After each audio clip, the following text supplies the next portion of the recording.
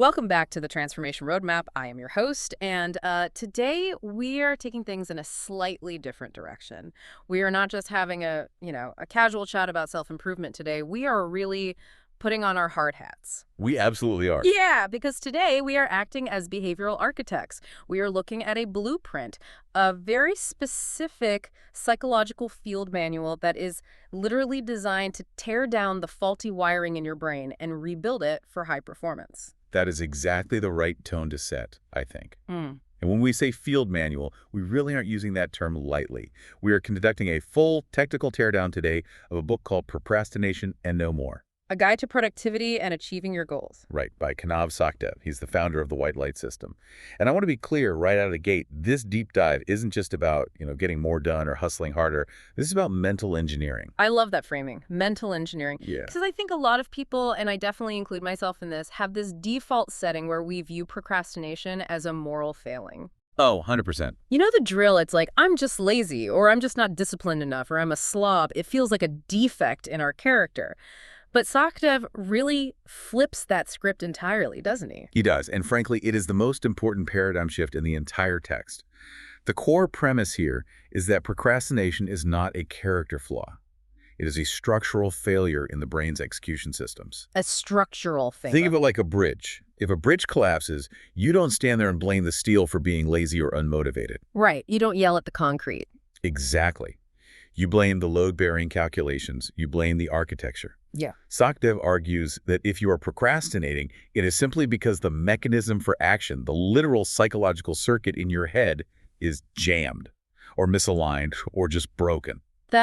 Honestly, that is such a massive relief to hear, because if it is a mechanical problem, it implies there is a mechanical solution. It is not about changing your soul or who you are. It is just about fixing the machine. Precisely. And today, our mission is to give you, the listener, the diagnostics to find the break in your specific machine and the protocols to fix it.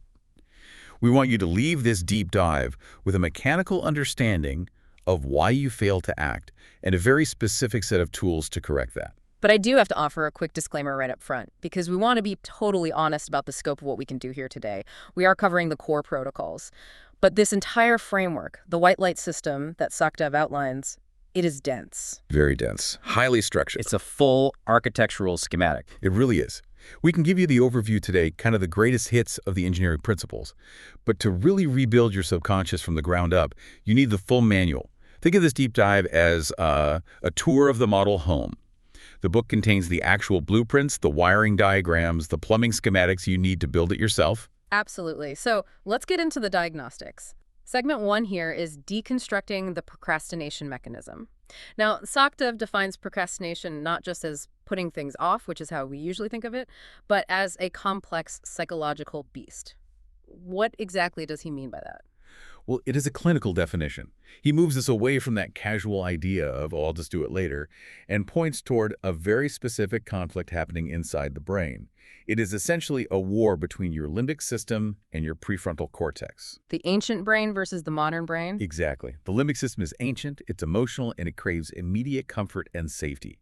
The prefrontal cortex is newer, it's logical, and it's responsible for planning for the future. Sakdev breaks this conflict down into 4 specific elements. To keep with our engineering theme, let's just call them the 4 core malfunctions. Okay, let's run through these, because I guarantee you, as you are listening to this, you are going to identify with at least one, if not all, of these malfunctions. The first one he lists is low self-efficacy. Right. This is the structural weakness in your foundation. It is that nagging self-doubt. It's the internal voice that says, I'm not actually capable of doing this well, so why even bother starting? Yeah. Sakdev actually shares his own personal experience here in the text as a first-time entrepreneur. He talks about that intense paralysis of second-guessing every single move. It's that feeling of imposter syndrome, isn't it? Like you are just waiting to be found out by everybody around you. That is exactly it. Mechanically speaking, if your brain does not believe the action will lead to a successful outcome, it just cuts the fuel line. It actively refuses to engage the engine because it perceives the effort as a total waste of biological energy. Because the brain is an efficiency machine. Completely. It will not spend calories on a lost cause. So how do you fix a brain that literally refuses to start? Because the fix he proposes isn't just, believe in yourself, which is the standard fluff advice you see on social media. No. The white light system has no time for fluff. The fix is highly mechanical. It is the protocol of small wins. Hmm. You have to mechanically rebuild your own belief system by stacking undeniable proof. Undeniable proof. Right. You don't try to go out and run the marathon. You just put on your running shoes. That is the win. You complete a task so ridiculously small that failure is statistically impossible. You are re-engineering the evidence file in your brain. Exactly. You are proving to your prefrontal cortex that you can execute. You essentially hack your own confidence by lowering the bar so much that you can just step right over it. Okay, so that is the first malfunction, low self-efficacy. The second one is low task value. Now, this is when your brain rejects a task because it perceives it as entirely boring, repetitive, or just lacking meaning. The why do I even have to do this syndrome? I mean, we have all been there with expense reports or folding laundry or just endless data entry. Correct. If your brain perceives zero value in the outcome, it perceives the effort as waste. The engineering fix Sactive outlines here is cognitive reframing. You have to manually link that mundane, boring task to a much higher purpose. Give me an example of that in practice. Sure, you aren't just filling out a boring spreadsheet. You are securing the funding for your vision. You aren't just washing the dishes. You are resetting your physical environment for tomorrow's success. You have to actively hack the value proposition so that the limbic system signs off on the energy expenditure. So it's really about rewriting the internal marketing campaign for the task itself. That's a brilliant way to put it, yes. All right, the third malfunction is one that I think is truly defining our current generation, impulsiveness. This is the environmental factor. We are living in an age of weaponized distraction. SOC devs spend a good amount of time talking about the digital age and this massive battle for our attention. If your impulsiveness setting is dialed up high meaning, you react to every single notification, every ping, every buzz on your wrist. You simply cannot maintain the neurological state required for deep work. This feels like a massive failure of the brain's filtration system. It is exactly that. It is a leaky filter. Your attention is constantly leaking out to the highest bidder, usually Instagram or TikTok or your email inbox, instead of flowing into your actual work. The mechanism failing here is that the immediate reward of totally overrides the long-term reward of finishing your project. And the fourth malfunction, which I honestly found really insightful when reading the manual, is delay. This is the gap between the action you take and the reward you get. This is critical, and it really goes all the way back to evolutionary biology. Human beings are hardwired for instant gratification. If I kill the mammoth, I get to eat the meat right now. But in the modern world, if I sit down and write a book today, I might not see a royalty check for 2 years. Right. That is the long delay malfunction. Precisely. The brain naturally discounts the value of that future reward almost all the way down to zero. Psychologists call it temporal discounting. The fix SOCDEV provides is creating incremental milestones. You have to engineer artificial rewards along the path to keep your dopamine system online and functioning. You can't just wait for the massive book launch party. No, you will never make it that far. You need a highly specific reward just for finishing Chapter 1. You have to build an artificial bridge across that gap. So those are the core mechanisms, the literal reasons why the machine breaks down. But what I love about procrastination and no more is that Sukdev takes it a step further. He actually profiles the subjects. He breaks down procrastination into specific types of procrastinators. And I think this is where the self-diagnosis gets really, really interesting for you listening, because not all procrastinators are the same. It is essentially a personality test for your dysfunction. You cannot treat a perfectionist with the exact same protocol you would use for a defier. It just won't work. Let's walk through these profiles. I want you, the listener, to really ask yourself as we go through these, which one am I? First up on the list is the perfectionist. The perfectionist is entirely paralyzed by fear. And it's important to note, they are not lazy. They are very often the hardest workers in the room, but they are terrified of producing something that isn't completely flawless.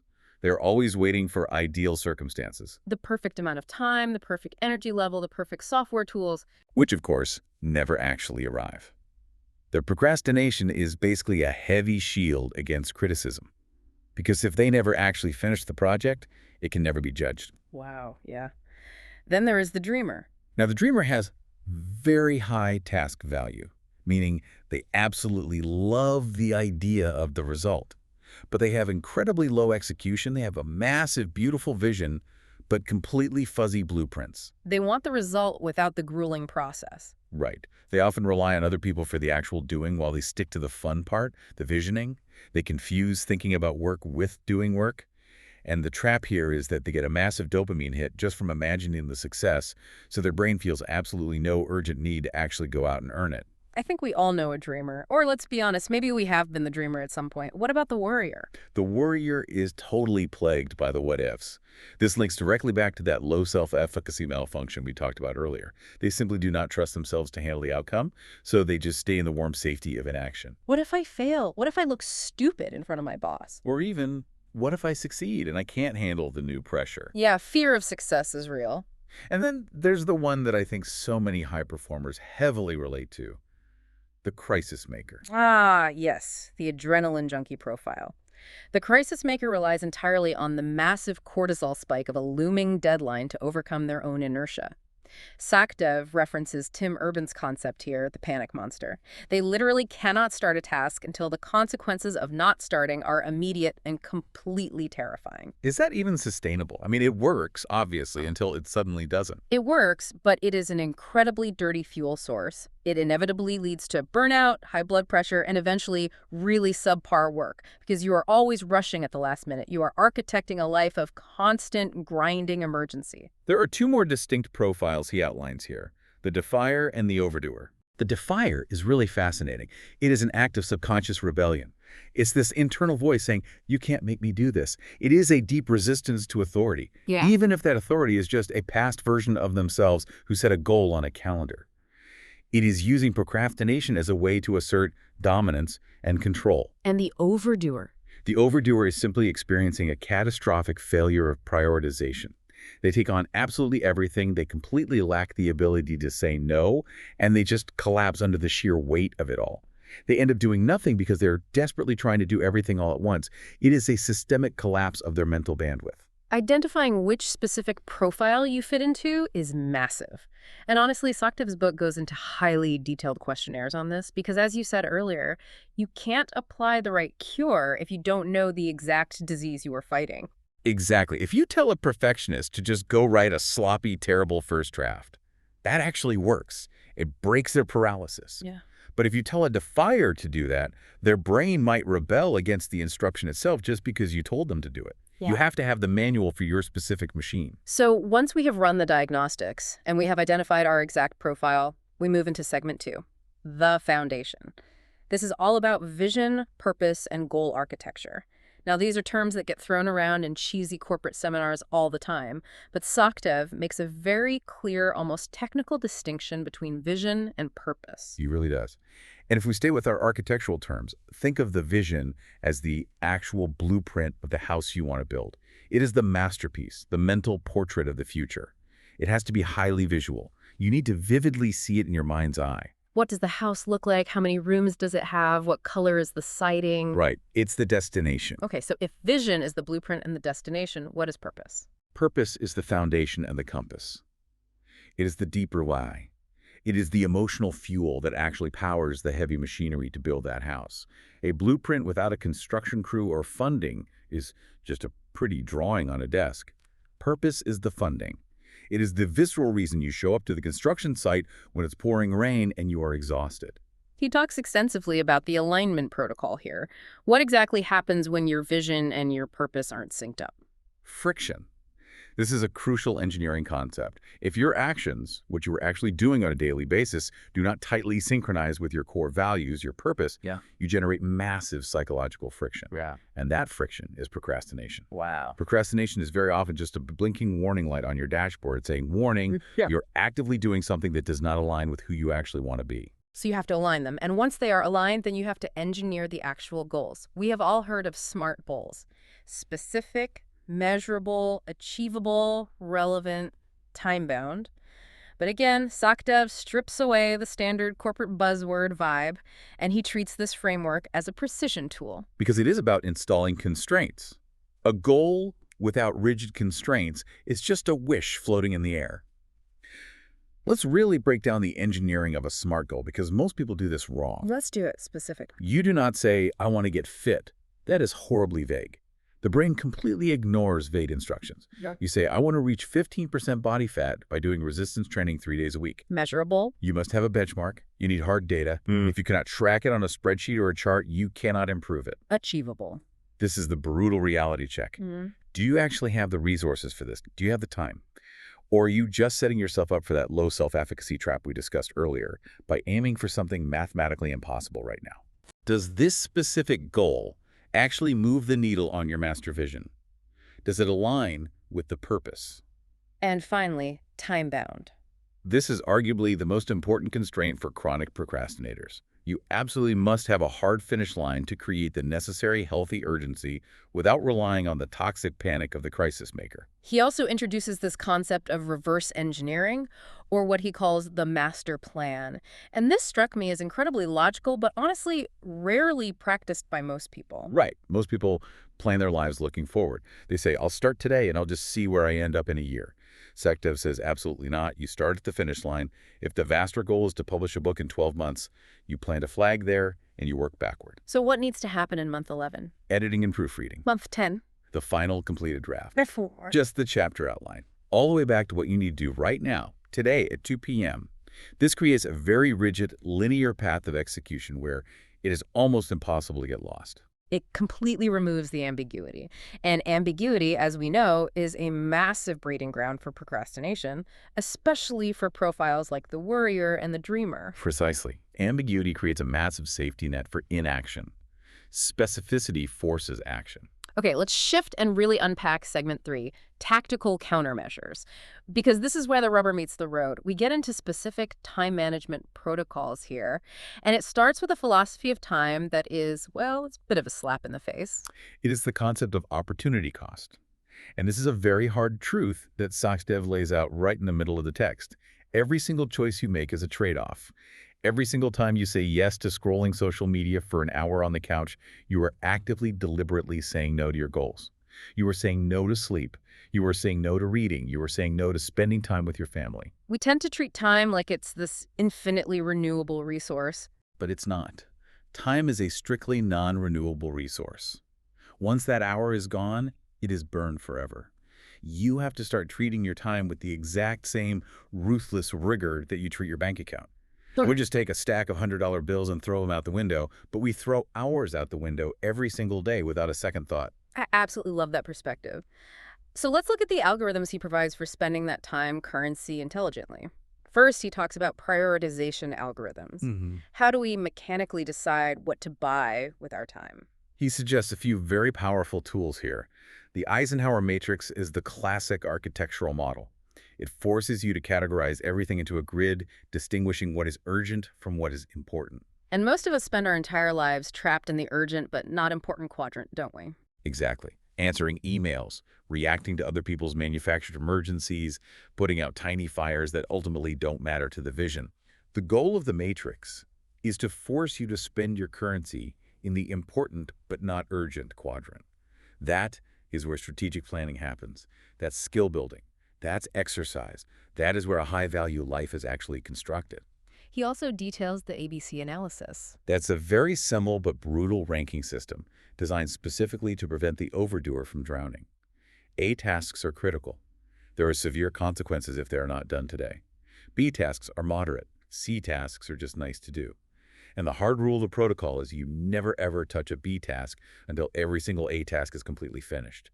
It violently prevents you from productively reorganizing your desk drawers while your main project is literally on fire. And then, of course, the Pareto principle, the famous 80-20 rule. Right. You must identify the 20% of your actions that are yielding 80% of the positive results.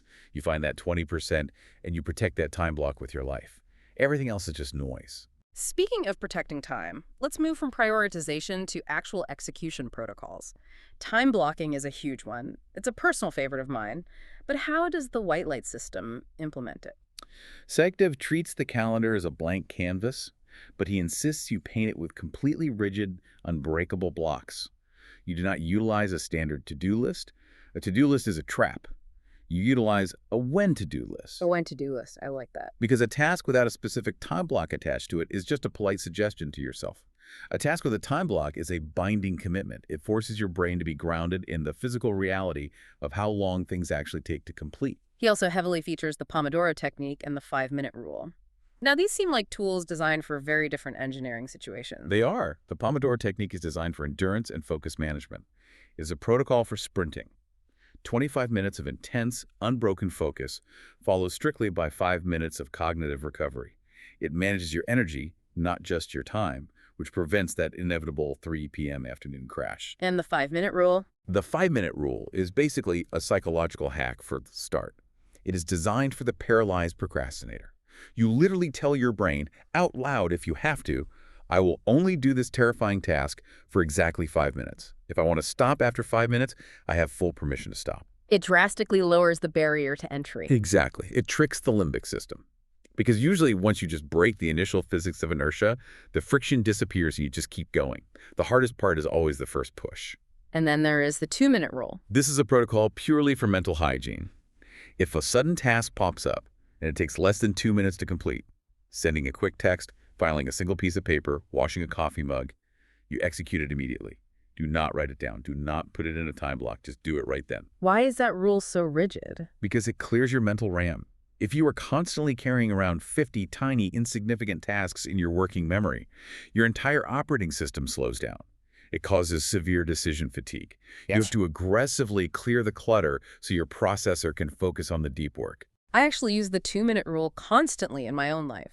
It is an absolute game changer for mental clarity. The last tactical countermeasure here is task chunking. This is the protocol for the overwhelmed profile.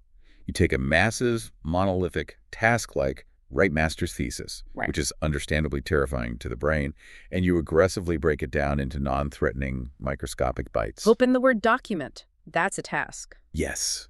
Write the title. That's a task. Write the very first sentence. That's a task.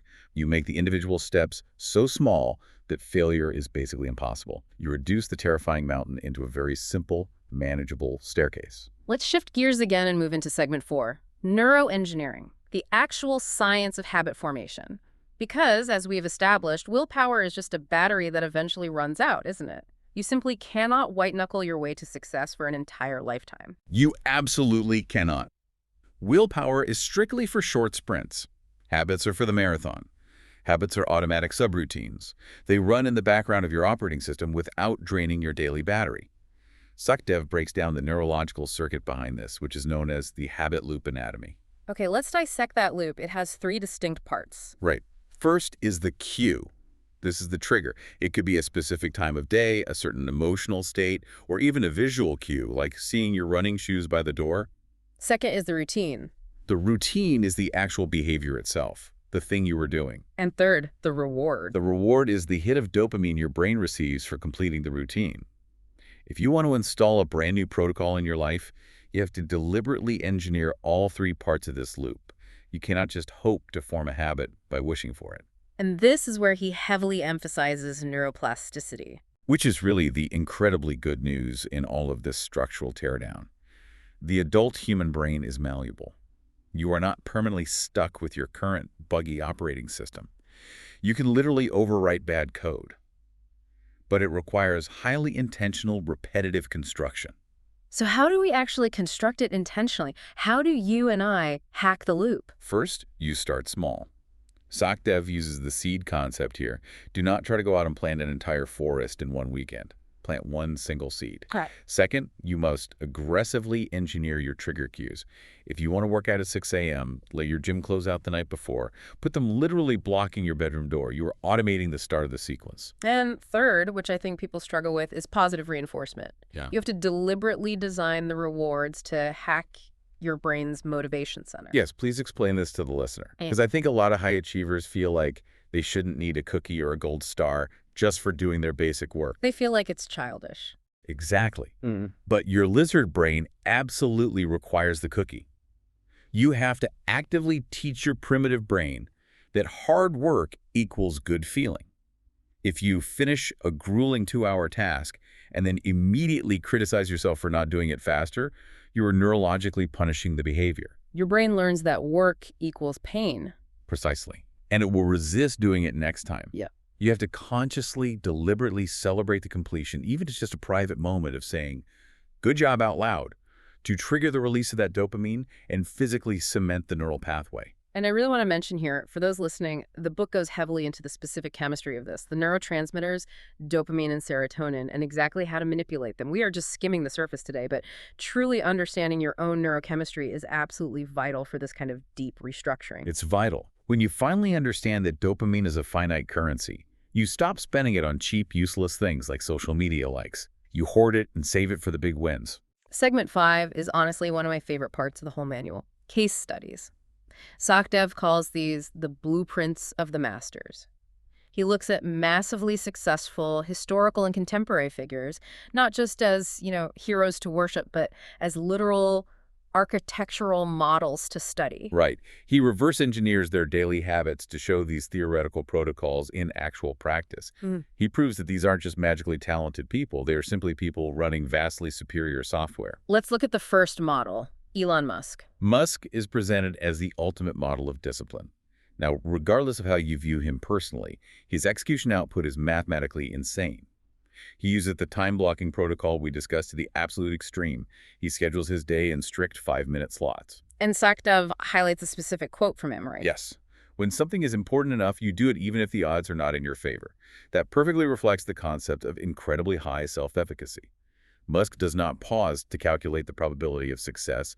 He calculates the value of the attempt, and then he just executes. Then there is Steve Jobs. Jobs is the model of creativity and simplicity.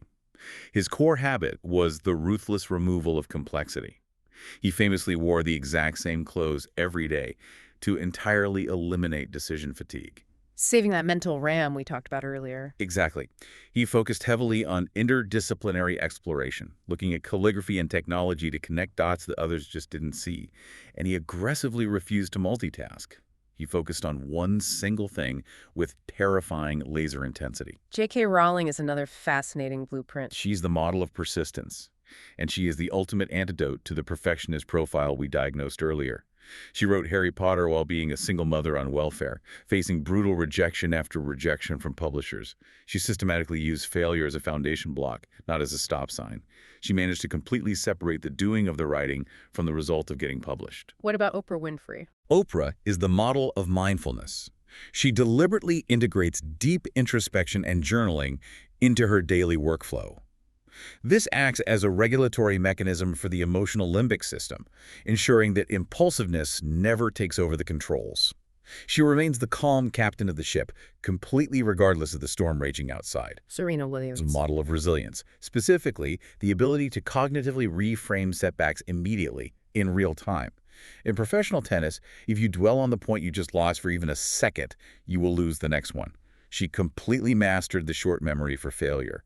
And Sachdev points out that this is not an innate talent. That is a highly learnable cognitive skill. Michelle Obama. The morning protocol. She strictly prioritizes physical activity and intention setting long before the rest of the world even wakes up. She essentially wins the day before the day actually starts. She absolutely refuses to let the chaotic world dictate her agenda. She sets her own agenda first. And finally, Warren Buffett. Buffett is the model of strategic planning. He spends up to 80% of his day just reading. He sits alone in a room and he thinks. He's the exact opposite of the crisis maker profile.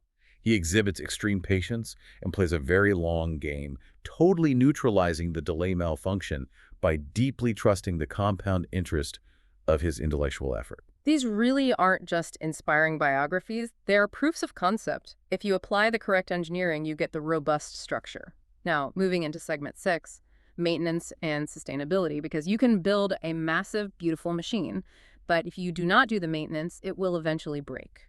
This brings us directly to the concept of strategic rest.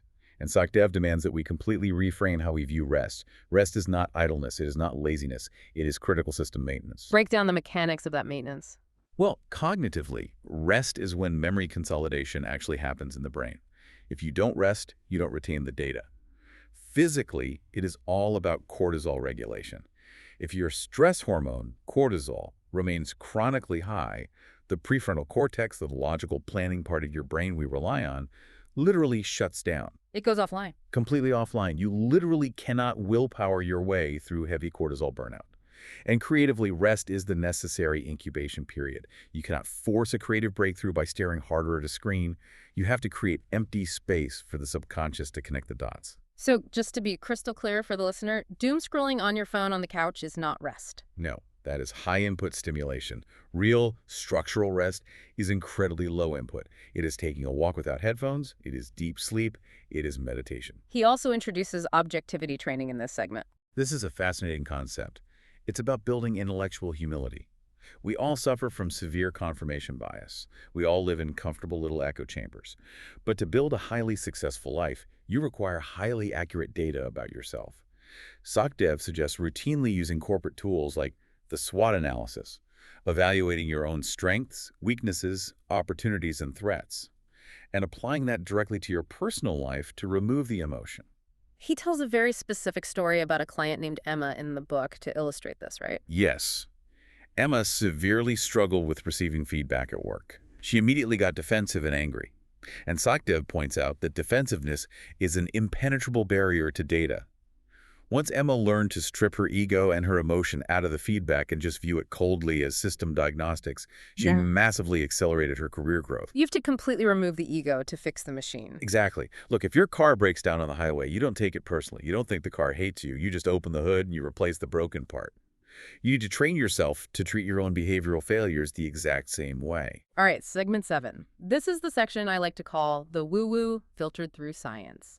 It covers visualization and the growth mindset. Now, we promised the listeners zero fluff today, and SocDev really keeps this grounded in hard biology. He absolutely does. Visualization in the white light system is not about manifesting magic. It is about rigorous mental rehearsal. Elite Olympic athletes use this constantly. When you vividly visualize a process, and that is key, visualizing the process, not just holding the trophy at the end, you are actually firing the exact same neural pathways in the brain as if you were physically performing the action. So you aren't just sitting there visualizing standing on the podium. You are actively visualizing the grueling sweat, the boring practice, the difficult, painful moments. Exactly. You are neurologically bridging the gap. You are actively preparing your subconscious to accept and handle success, which drastically reduces the cognitive dissonance that normally leads to self-sabotage. You are literally building the memory of your success before it happens in physical reality. He mentions the importance of multisensory engagement during this protocol. Right. You must engage sight, sound, physical sensation, and emotion in the visualization. The more dense sensory data you provide to the simulation, the deeper the program writes itself into the neural code. And finally, we look at the growth mindset, directly referencing the famous research by Carol Dweck. This is the ultimate operating system update. A fixed mindset looks at a failure and says, I am just fundamentally bad at time management. That is just who I am. A growth mindset looks at the exact same failure and says, I have not yet fully optimized my time management protocols. It's a total reframe of discomfort. Completely. Friction is no longer viewed as a threat. Friction is recognized as the literal mechanism of growth. It is the physical sensation of neuroplasticity happening in real time. That is such an incredibly powerful reframe. I want the listener to really hear that. Friction is just the feeling of the software upgrade installing. That is perfectly said. If it feels easy, you're not changing. Your brain is just running old code. If it feels hard, you are actively building new architecture. Okay, let's take a breath and really unpack this massive journey we have been on today. We started deep in the diagnostics, helping you identify if your specific machine is a perfectionist, a dreamer, or a crisis maker. We moved to the foundation, how to build that load-bearing vision and purpose. We looked at the tactical countermeasures, time blocking, the Eisenhower matrix, clearing your RAM with the 2-minute rule. We engineered the habits using the neurological loop.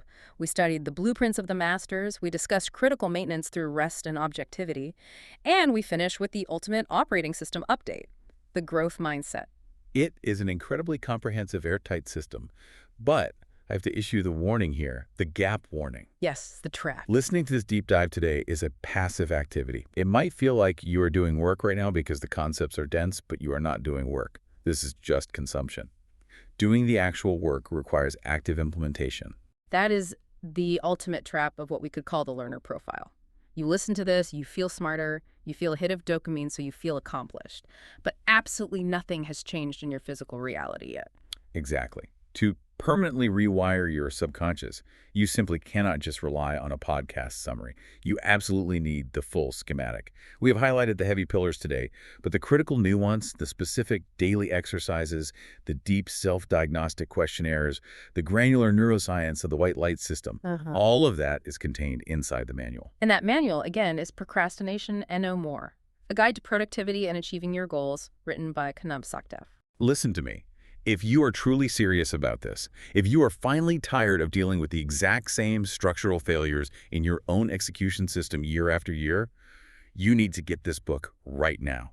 Go to Amazon, go to Google Play, buy the physical copy so you can literally mark it up with a pen and study the diagrams. Or, and I highly recommend this, if you want to deeply immerse yourself in these protocols while you are commuting or working out, get the official audiobook version on Spotify or Google Play. Hearing the protocols summarized is one thing. Rigorously studying them and installing them is an entirely different level of commitment. Sakdev has engineered a master system that absolutely works, but it only works if you actually do the work to install it. The journey to rebuild your architecture begins right now. Not tomorrow morning, now. But before we sign off, I want to leave you, the listener, with one final provocative thought to mull over. We talked about how to fix the machine so you can reach your goals. But ask yourself this tonight. What if your chronic procrastination isn't a malfunction at all? What if it is actually your subconscious brilliantly trying to save you from working tirelessly toward a goal that you don't even actually want? Wow. That is a heavy diagnostic question to end on. If the purpose isn't yours, the machine will always refuse to build it. Exactly. Make sure you are building the right house. Thank you for joining us on this deep dive on the transformation roadmap. Good luck with the build. Stay productive.